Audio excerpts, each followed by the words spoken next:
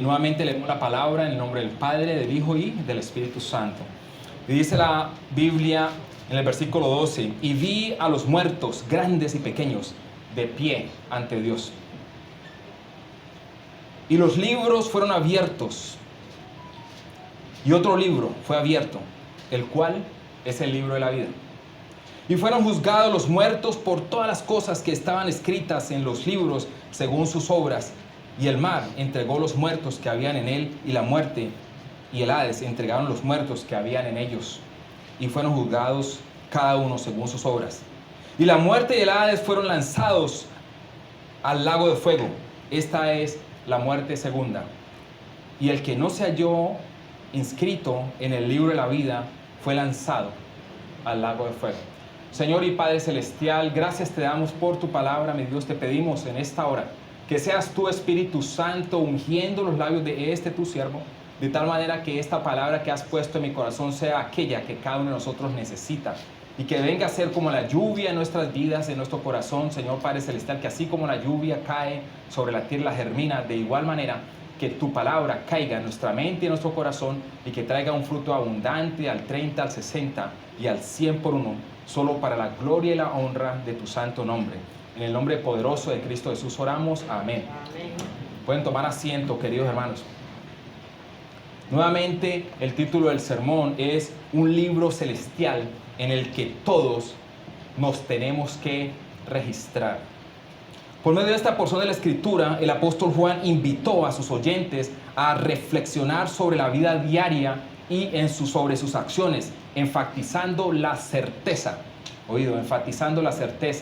del juicio divino. Como creyentes, sabemos que el juicio final vendrá, por lo que es necesario que sepamos cómo todos estos eventos tomarán lugar. Así que el interrogante al cual pretendo demos respuesta en el día de hoy es: ¿qué pasará en este juicio celestial del cual ninguno de nosotros se podrá escapar? Número 1, todos seremos convocados. Número 2, todos seremos cuestionados. Y número 3, todos, absolutamente todos, necesitaremos un abogado. Amén. Si regresamos a esa primera parte en Apocalipsis 12, la primera parte, la parte A, que dice: y vi a los muertos grandes y pequeños de pie ante Dios.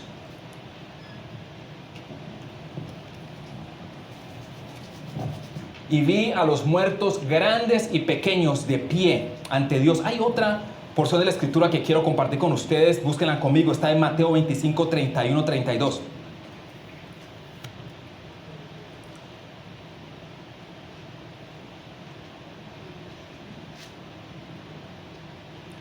La cual dice: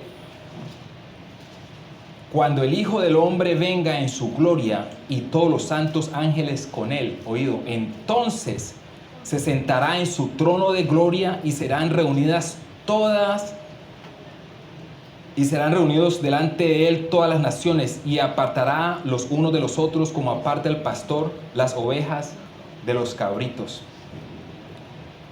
Cuando yo reflexiono, queridos hermanos, en esta escena, yo quiero que tú te imagines, que uses tu imaginación para visualizar ese momento del juicio final, cuando todos, dice esta palabra, que están parados delante de Dios, que el Rey de Reyes y Señor de Señores convocará absolutamente a todas las naciones, y todos estarán parados delante de Él esperando el juicio celestial. Yo quiero que tú visualices esa escena en este momento, porque a lo que a mí me hace acordar, hermanos, de alguna manera, es del día en que yo fui convocado para prestar servicio militar. Yo me acuerdo, hermanos, que estábamos a final del año en el bachillerato, ya en el sexto bachillerato, que acabamos ya esa temporada en el colegio, cuando llegaron unos representantes del ejército allí a la clase, hermanos, y nos informaron de que estábamos citados para ir a presentarnos. Nos hacía una convocatoria para irnos a presentar al batallón Pichincha. para prestar nuestro servicio militar. Y nos recomendaron que nos fuéramos listos, que nos fuéramos preparados, porque era posible de que nos enlistaran ese mismo día. O sea que cuando llegó el tiempo, pues me acuerdo claramente, como si fuera hoy, hermanos, que llegué yo al batallón Pichincha y vi cientos y cientos de estudiantes, hermanos, ahí, porque no solamente habían convocado a mi colegio, sino que eran todos los colegios, tanto públicos como privados, que en esa época iban a las escuelas pidiendo las listas de todos los estudiantes que se graduaban, porque debían presentarse, ya que es mandatorio, o al menos era mandatorio hace 25, 35 años que yo no voy a Colombia, o que me vine de allá. Para ese entonces era mandatorio, a todos nos tocaba. Y llegué yo y vi todo ese poco de gente allí, hermano, poco de estudiantes, grandes y pequeños, blancos y negros, todos estábamos allí. Menos mal que me fui bien desayunadito, hermano, porque esa gente nos tuvo todo el día allí en un campo grande, grande. Ahí estábamos nosotros sentados llevando sol.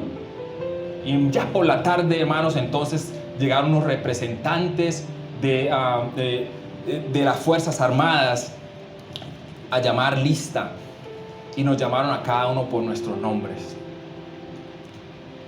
Asimismo será el día cuando los libros se abran y seamos cuestionados en base a nuestras acciones para determinar nuestro destino eterno. Cuando todos estemos parados delante del Rey de Reyes y Señor de Señores, y tu nombre suene, llamen tu nombre por nombre y apellido, hermanos queridos, y en ese momento se abren los libros por medio de los cuales tú y yo seremos juzgados.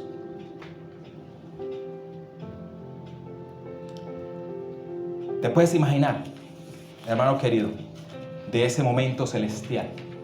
Puedes visualizar en tu mente ese momento, porque a veces nos enfrascamos tanto en los pormenores de esta vida, en el trabajo, en asuntos de salud, en asuntos importantes, en asuntos relacionales, en tantas cosas que de una u otra manera nos atañen y son importantes para nosotros, pero nos enfocamos en tal manera que nos privamos de visualizar con esa imaginación que Dios nos ha dado ese día, el día del juicio final. Y es importante que lo tengamos en nuestra mente claro, muy claro. Tú necesitas reflexionar sobre tus acciones diarias. Voy a arreglar esa frase que acabo de decir. Nosotros, tú y yo, necesitamos día a día reflexionar, pensar sobre nuestras acciones diarias, sobre todo lo que cada uno de nosotros hacemos. Hay otra porción de la Escritura que quiero que consideremos, que está también en Apocalipsis. ¿Por qué no vas allí a tu Biblia conmigo y busca en Apocalipsis 3:5? Apocalipsis 3:5.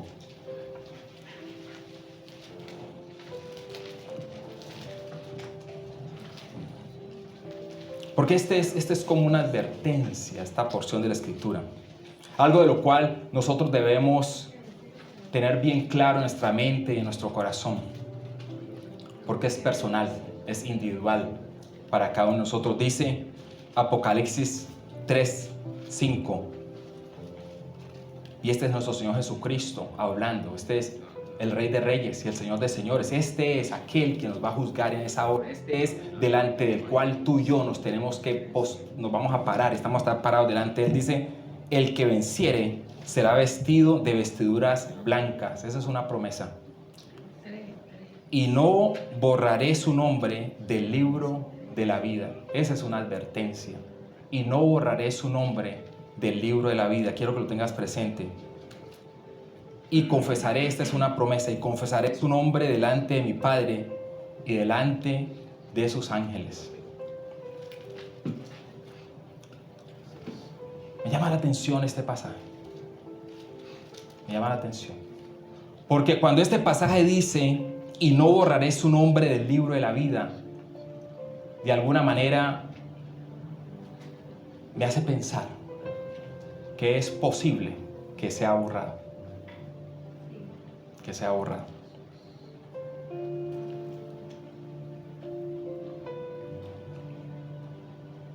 Ahora yo quiero que consideremos el condicional que hay aquí en este pasaje, porque dice el que venciere, el que venciere. Y yo quisiera profundizar un poco más en lo que ese el que venciere significa, porque para mí lo que yo entiendo, lo que nosotros entendemos en la Alianza Cristiana y Misionera, queridos hermanos, es que nuestro Señor Jesucristo hizo absolutamente todo en la cruz del Calvario, que su sacrificio precioso, que el haber muerto en la cruz del Calvario, el haber sido sepultado y el haber resucitado entre los muertos, fue todo lo que había que hacer para que nosotros pudiéramos tener vida eterna en Él. Luego, cuando yo miro este pasaje que dice al que venciere, entonces reflexiono, pero ¿qué es lo que quiere decir el que venciere? Porque me está garantizando que el que venciere no será quitado del libro de la vida, que el que venciere recibirá vestiduras blancas, que el que venciere recibirá literalmente su recomendación delante del Padre Celestial. Luego, lo importante de esta porción de la Escritura aquí es asegurarnos, entender e interiorizar qué es lo que significa vencer, que nosotros seamos vencedores, porque desde la perspectiva que yo miro esto, vencer quiere decir que cuando tú recibes a Cristo Jesús como tu Señor y Salvador, siendo que Él es el único que te puede salvar, que tú lo haces de verdad para Dios, que no lo haces de una manera fingida, sino que tú lo recibes y tú crees en Él y confías en Él, en Cristo Jesús como tu Señor y Salvador, y después que tú hayas interiorizado y metido eso en tu corazón, no hay absolutamente nada ni nadie que te pueda arrebatar de sus manos y de la vida eterna que Él compró con precio de su sangre en la cruz del Calvario para ti. Así que, ¿qué es eso? ¿Qué quiere decir vencer? Vencer se refiere a la capacidad de mantenerse firme en la fe. La capacidad de mantenerse firme en la fe. Que tú no digas una cosa ahora producto de la emoción y que después te olvides o que después te arrepientas o que... No, sino que hiciste un compromiso con nuestro Señor Jesucristo y te aseguras de permanecer firme. Eso es vencer, a pesar de las adversidades. Los creyentes que estamos llamados a no, los creyentes estamos llamados a no abandonar nuestra fe a pesar de las dificultades, confiando en Dios y en sus promesas eternas. Porque no dependemos de nosotros, no dependemos de lo bueno que nosotros seamos o de nuestra capacidad o de nuestro conocimiento. Nosotros dependemos del sacrificio precioso que Cristo Jesús hizo en la cruz del Calvario, uno que nosotros no podíamos hacer bajo ninguna circunstancia. En eso confiamos y en eso creemos, y es casualmente por eso que de Él nos agarramos, de Jesucristo, porque Él es el único, hermanos queridos. Confiando en Él, si tú confías en Él de corazón, en las buenas y en las malas, en las verdes y en las maduras, hermano, entonces tú eres un vencedor y como tal, tú vas a permanecer en Él y tu vida eterna está asegurada, no en ti, sino en Él. Pero vencer también implica un llamado a la integridad y a vivir de manera que refleje los valores de Dios. No es posible que tú digas yo tengo a Cristo y que vivas una forma diferente, o al menos que no te arrepientas de estar en Él bajo esa condición. Porque todos fallamos, todos nos equivocamos, todos podemos cometer errores, y gracias a Dios que no depende de si tú no te equivocas, porque todos nos equivocamos, todos la embarramos, sino que depende de lo que Cristo Jesús hizo en la cruz del Calvario. El interrogante es si tú lo has recibido de verdad en tu corazón, si tú entiendes que en su mano, en su poderosa mano, en el día del juicio está tu salvación. Tenemos que resistir lo inmoral y las prácticas del mundo que son contrarias a los principios bíblicos. Primera Juan 2, 25 al 26. Dice, no améis al mundo, ni las cosas que hay en el mundo. Porque todo lo que hay en el mundo, los deseos de la carne, los deseos de los ojos y la vanagloria de la vida, no provienen del Padre, sino del mundo. Oído, y el mundo pasa y sus deseos, pero el que hace la voluntad de Dios permanece para siempre. Amén. Amén. Vencer, ¿qué es vencer? Es importante que sepamos qué es vencer, porque en la medida que tú estés seguro de que eres un vencedor, en esa misma medida tú estás seguro de que tu salvación nadie te la puede arrebatar, que tú no la puedes perder, porque todo depende de la fe en el sacrificio precioso de Cristo Jesús en el Calvario. Vencer implica compartir el Evangelio de una manera apasionada, como una prueba tangible de que nuestra conversión en Jesucristo, oído, aquí está la clave, de que nuestra conversión en Jesucristo fue genuina. No producto de la presión, no producto de la emoción, no producto de para dónde vas Vicente, para dónde va la gente, no. Nuestra conversión fue un momento de enfrentarnos con la realidad de que si no confiamos en Jesucristo como nuestro Señor y Salvador, estamos perdidos. Debemos asegurarnos cada día que se nos presente alguna oportunidad, hermanos, y se nos van a presentar muchas, de poder hablarle a la gente de lo que nosotros creemos, para que ellos también crean y puedan tener salvación en Cristo Jesús. Romanos 1:16 dice: porque no me avergüenzo del Evangelio, porque es poder de Dios para todo aquel que cree. Oído, no para este o el otro, sino para todo aquel que cree. Cuando tú crees, tú caminas en lo que tú crees, tu pensamiento, tus acciones, todo lo tuyo está moldeado por lo que tú crees, tu comportamiento, tus decisiones, todo está basado en lo que tú crees. La pregunta es, ¿crees que Jesucristo es Dios? La pregunta es, ¿crees que Él murió en la cruz del Calvario por tus pecados? La pregunta es si tú crees que Jesucristo es tan poderoso que nadie te podrá arrebatar de su mano. Así que todos, tú y yo, seremos convocados, y cuando ese momento llegue, estaremos todos delante del Rey de Reyes, parados, y nuestros nombres, con sus respectivos apellidos, serán llamados. Pero no solamente eso, sino que seremos cuestionados. Seremos cuestionados. Esta porción de la Escritura continúa diciendo: y los libros fueron abiertos, y otro libro fue abierto, el cual es el libro de la vida.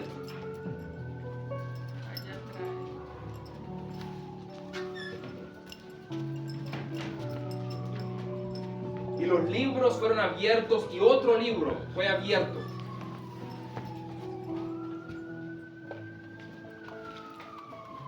el cual es el libro de la vida.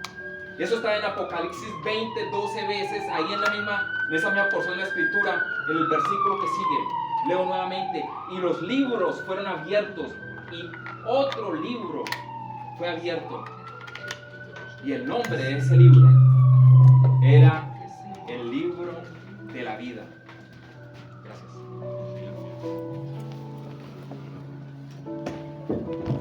¿Ven? ¿Me escuchan? ¿Me escuchan que fueron abiertos varios libros? Y que de esos libros, uno de ellos era el libro de la vida.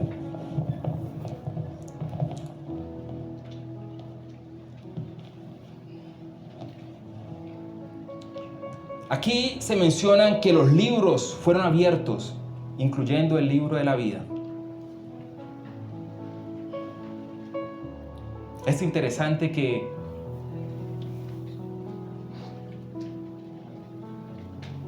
el libro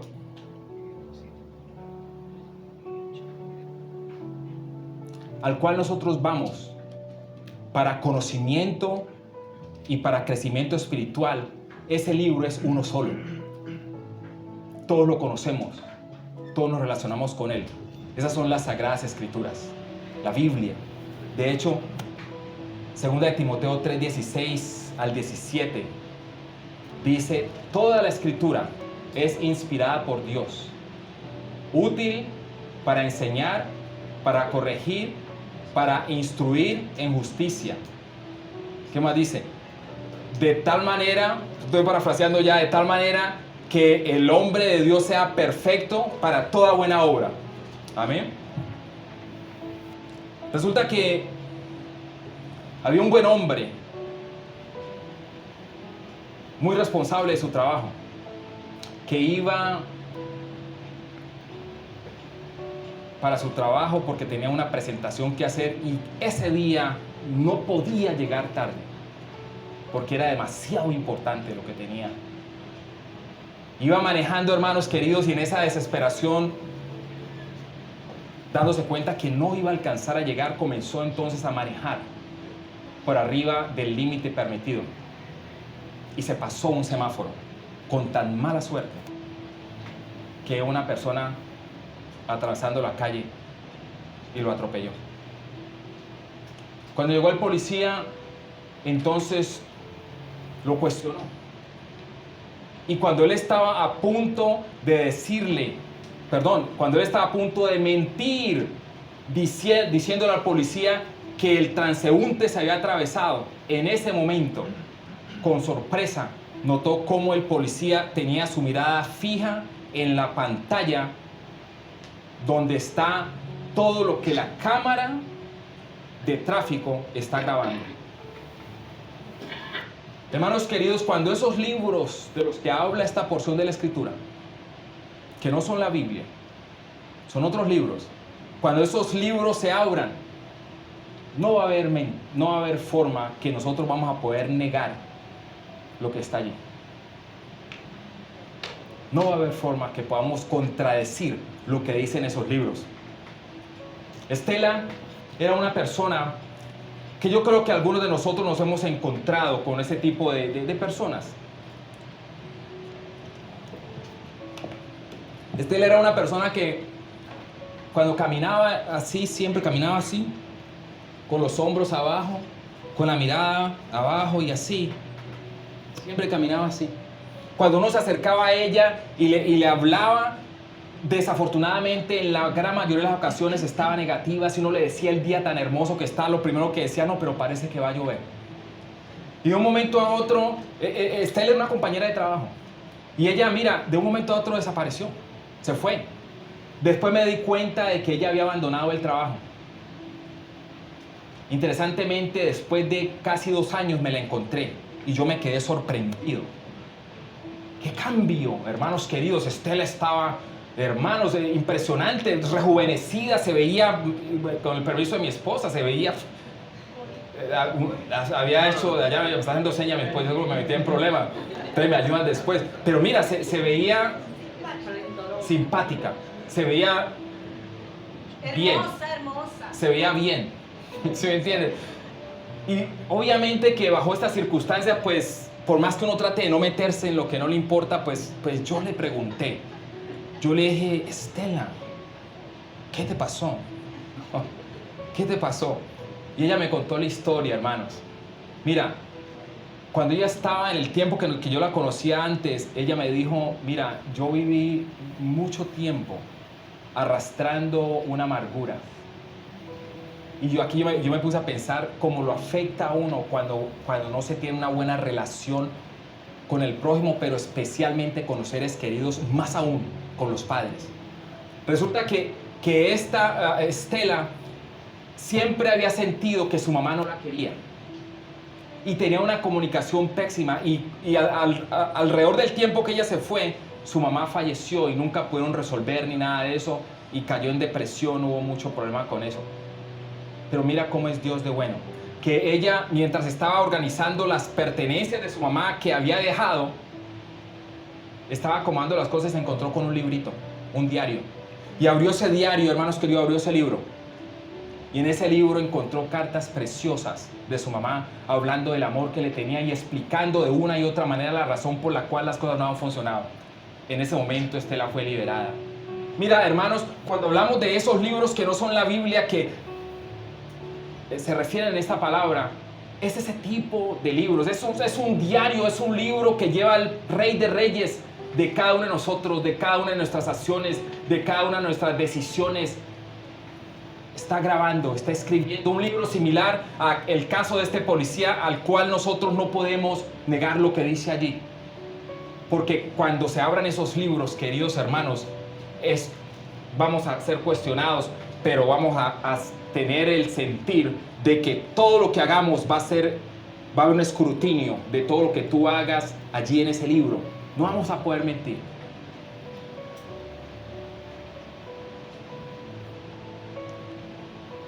Estos libros simbolizan el hecho de que Dios no solo ve, sino que mantiene un recuento detallado de todas nuestras acciones, las cuales se tomarán en cuenta el día del juicio final. ¿Cómo te hace sentir eso, hermano y hermana? Es esencial que nuestras acciones reflejen nuestros valores cristianos. Pregunta, ¿tus páginas en el libro de tu vida muestran que sigues el camino de Jesucristo? Cuando evalúas tu vida, cuando evalúas tus pensamientos, tu proceder, y se entiende que no somos perfectos, Dios es el único perfecto, Cristo es el único perfecto. Y Él lo sabe absolutamente todo. Y Él conoce el deseo del corazón. Él sabe cuando hacemos algo bueno con malas intenciones. Él lo sabe, hermanos. Cuando tú analizas tu vida, cuando analizas tu proceder, las cosas que haces, las que piensas, las motivaciones que te dirigen a hacer ciertas cosas o a dejar de hacer otras, estás tú obrando de una manera como a Dios le agrada, de tal manera que cuando esos libros sean abiertos y tú seas convocado y llamen tu nombre con apellido, lo que se pueda decir allí y se pueda corroborar acá es algo que te va a beneficiar a ti. ¿Cómo puedes hacer que tus acciones reflejen los valores cristianos? Te voy a dar 3 pautas y ya vamos a comenzar a correr. ¿Cómo puedes hacer que tus acciones reflejen tus valores cristianos? Número 1, haz de la amabilidad un hábito.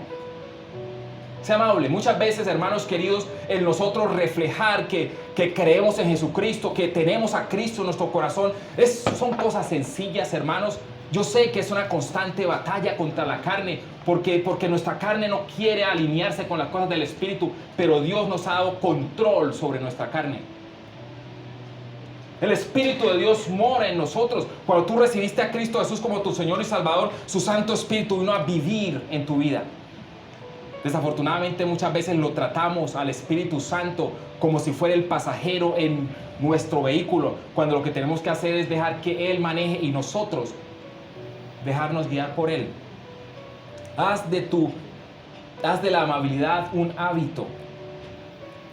Saludar a alguien, ser paciente, escuchar activamente, ofrecer ayuda son maneras poderosas de mostrar no solo compasión y respeto hacia los demás, sino también que tú te riges por los principios cristianos que nosotros observamos en la palabra de Dios y los cuales deseamos colocar en práctica, porque es una confirmación para ti y para mí que cuando tomamos esa decisión por Cristo fue una genuina, que entendemos de que todo lo que hagamos, de que todo lo que pensemos está siendo grabado y que en base a eso seremos juzgados. Otra, perdona rápidamente y de corazón. Oído, perdona rápidamente. Entre más cuando alguien cometió una infracción en contra, hermano, entre más tú lo tomes como una bananita y lo tengas ahí, le saques, más difícil va a ser que tú tomes la acción que tenemos que tomar, porque no hay otra acción diferente frente a una ofensa. Si es que queremos estar alineados con la voluntad de Dios, esa acción es perdonar, punto. Y tú perdonas porque Jesucristo te perdonó a ti. Si Jesucristo no te hubiera perdonado, entonces, ¿dónde estaríamos, hermanos? Cada vez que sientas que la ofensa es demasiado grande, piensa tú cómo tú ofendes cada día a nuestro Señor Jesucristo. Y llénate de coraje, y humíllate, y perdona, y deja que la sanidad venga. Porque cuando perdonamos, hermanos queridos, eso es sanidad. A veces andamos cargando la enfermedad y la respuesta está allí. Perdona. Y deja que el juez que va a juzgar, déjalo que haga su trabajo. Nosotros no podemos. Nosotros perdonamos y por medio del perdón nos sanamos. Si alguien te ha ofendido o lastimado, busca la fuerza para perdonar, siguiendo el ejemplo de Cristo. Esto sana relaciones y fortalece tu paz interior. Es un remedio. Participa en la comunidad de fe. Ven a la iglesia. No busques excusas. Venir a la iglesia, hermanos queridos, no es solamente juntarnos aquí y contribuir con la obra. No, venir a la iglesia, lo más importante es que nos brinda la oportunidad que juntos como equipo, juntos como el cuerpo de Cristo, adoremos al Rey de Reyes y al Señor de Señores. Que veamos cada día con mayor claridad nuestros nombres en ese libro de la vida, y que cada vez que sintamos que como que se está borrando, como que no lo vemos claramente porque nuestro comportamiento no refleja lo que debería reflejar, entonces los unos a los otros nos exhortemos y nos ayudemos los unos a los otros, y que aprovechemos toda oportunidad que el Señor nos presente para como iglesia ayudar a otro, porque toda vez que ayudamos a otra persona, toda vez que mostramos el amor para con otro hermano, cada vez que nos salimos de nuestra zona de comodidad para ayudar al hermano, estamos afirmando de que nuestro nombre está escrito en el libro de la vida. Al estar rodeado de otros creyentes, recibimos ánimo. Por eso nos congregamos.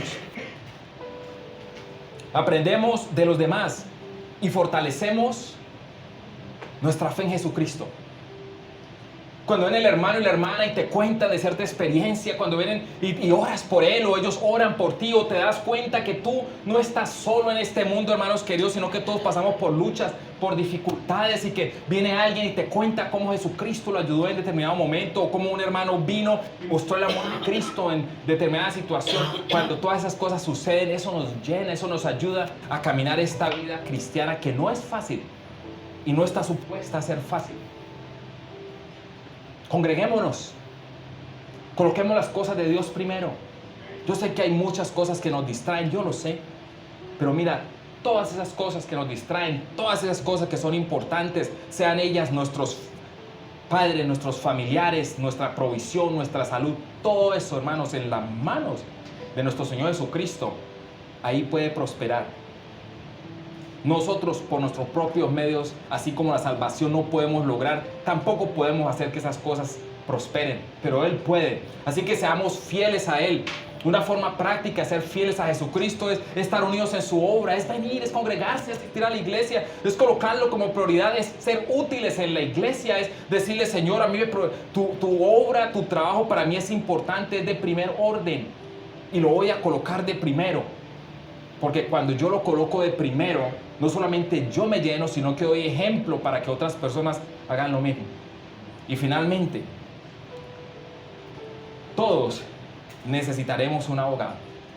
Todos seremos convocados, todos seremos cuestionados y todos, absolutamente todos, necesitaremos un abogado. Volvamos otra vez a esa porción de escritura ahí en Apocalipsis. Miremos el 20, vamos al 20 otra vez. Y vamos a leer del 12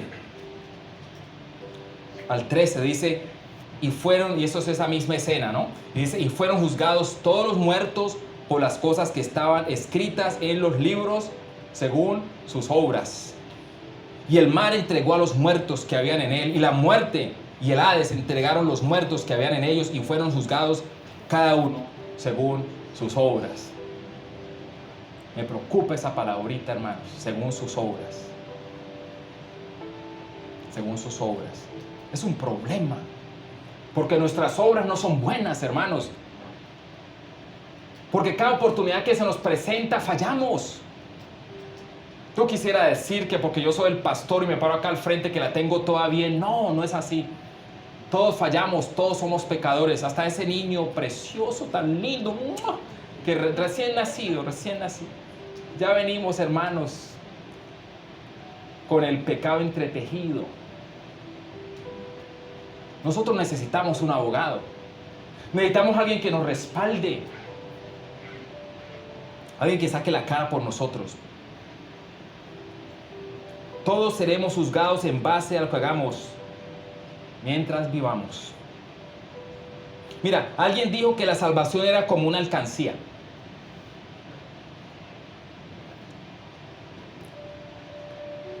En la cual cada vez que tú hacías algo bueno, una buena obra, que ayudabas a alguien, era como si tú echabas algo ahí en la alcancía.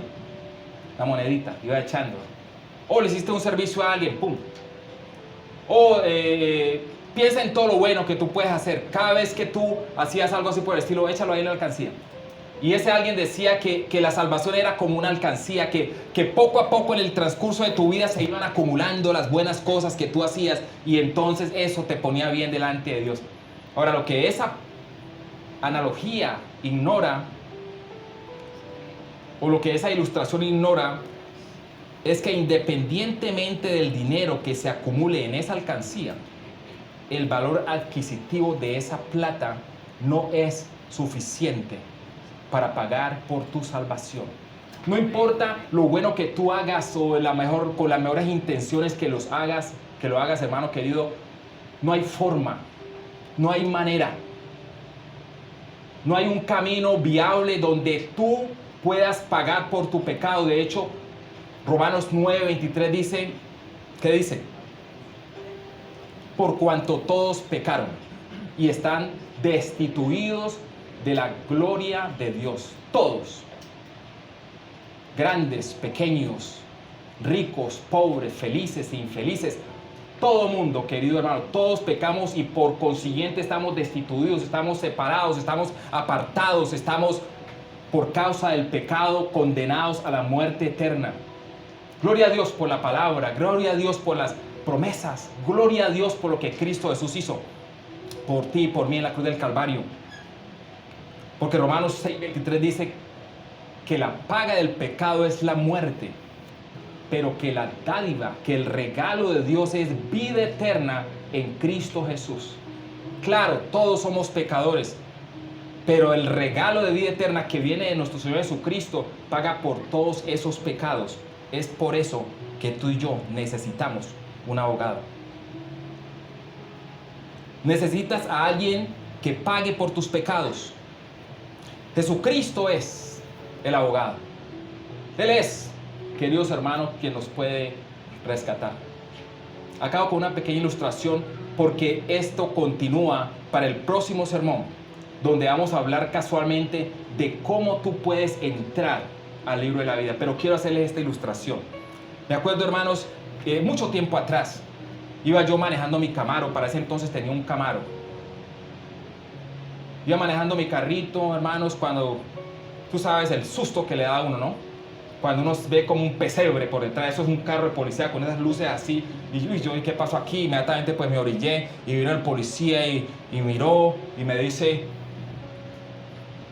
¿usted sabe por qué lo paré? Y yo le dije, no. Me dice, porque usted tiene una luz que no está funcionando. Y yo dije, yo descansé. Pero después me dice que le muestre mi licencia. Y yo dije, pues no hay problema, le mostré mi licencia. Me dice, y obviamente cuando le paga el seguro también. Allí había un problema, y es que el seguro estaba vencido. Y el hombre me dice, ok, aquí tenemos un problema, usted está andando con seguro vencido, usted no puede manejar. Bajo otras circunstancias, que yo le expliqué, pero ¿cómo así? Yo tengo todo en regla, no sé qué está pasando. Me dijo, bajo otras circunstancias yo me hubiera llevado a su carro. Y le hubiera conseguido a alguien que lo llevara, pero voy a dejarlo ir, pero tiene que resolver esto. Y yo obviamente, sabiendo lo importante que era para mí mi licencia, yo me conseguí un abogado, porque yo no podía explicar cómo mi seguro, mi seguro estaba vencido. Tenía un problema que desde mi punto de vista, yo tenía que ir a la corte, así de sencillo. Y en ese tiempo, pues eso lo asusta a uno. Ahora ya uno de pronto no tanto, pero ahora me asusta. Entonces me recomendaron a un abogado, se llamaba Mr. Befa, ese es el apellido, Mr. Befa. Y yo llegué a donde este señor, y un anciano, viejito, pero muy buena gente, impresionante, chévere, y fuimos con el hombre a la corte. Mira, cuando Mr. Befa llegó a esa corte, todo el mundo lo conocía. Todo el mundo lo conocía, ese señor, de ahí en Morristown, el hombre ya estaba trabajando no porque necesitara, sino porque le gustaba su trabajo. Me acuerdo que él fue, después que el hombre habló, a mí ni siquiera me cobraron los recargos, ¿cómo se llaman? Los derechos pues, de corte, no, nada de eso me cobraron. Le doy una palmadita a Mr. Befa y yo me fui con mi abogado. Me fui tranquilo. Ese señor ni siquiera me cobró. Me dijo que lo invitara a tomar un café.